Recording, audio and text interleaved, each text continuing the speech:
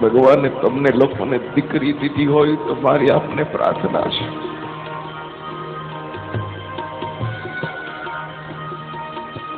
દીકરીને બહુ પ્યાર કરજો,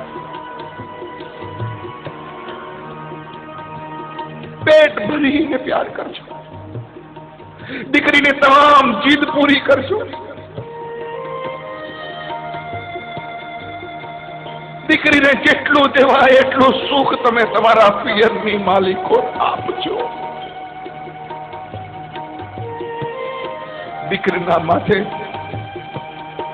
હાથ ફેરવતા રહેજો. દીકરા માટે 2 વાર ઓછો હાથ ફેરવજો, પણ આ નિયાણી ઉપર 2 વાર વધારે હાથ ફેરવજો.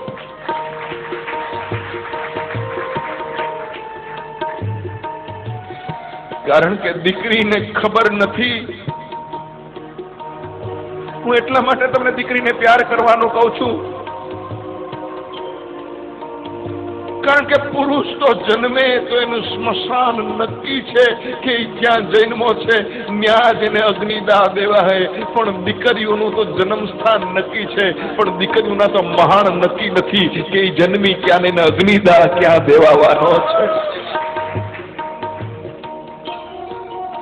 દીકરીઓની જિંદગીમાં કેટલી ભલી કેટલી ભોળી.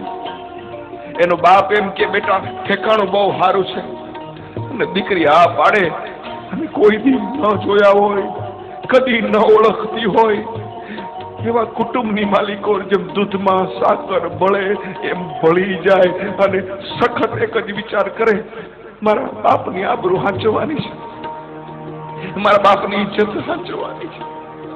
સહન કરતી જાય, સહન કરે એનું નામ દીકરી.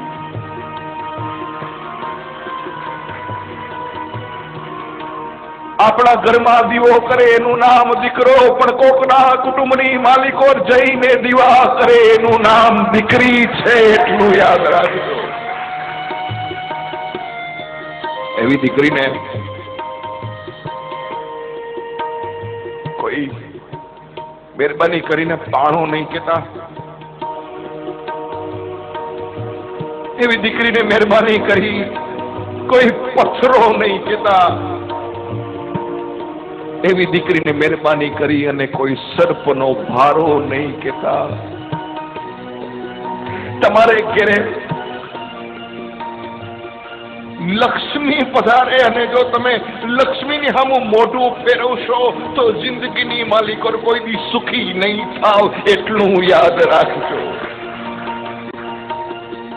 અરે તમારી દીકરીઓ તો એના નસીબ લઈને આવે છે. ભગવાન પેલા ખોળે મારી વહુને દીકરી દેજે. હે સાસુઓ, તમને પ્રાર્થના છે, આવી ભગવાનને પ્રાર્થના કરજો અને વહુની સામે પ્રાર્થના કરજો, બેટા તારા પેલા ખોળે તને દીકરી આવે, પછી જોજો દીકરી નહીં આવે, દીકરો જ આવશે. શું કામ? જે માગો એ પરમાત્માની પાસે નથી મળતો. આ દુનિયાની માલિકો એટલું યાદ રાખજો. કોણ કહે છે દીકરી છે સાપનો ભારો?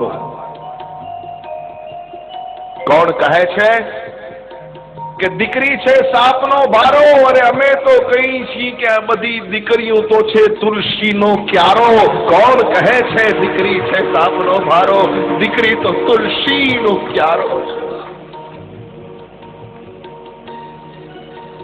રાવણને જો એક દીકરી હોત ને તો સીતાજીનું હરણ ન થયું હોત, અને દશરથને એક દીકરી હોત તો રામને वनवास न थयो होत. तुलसी की रामायण का चित्र कुछ अलग ही होता.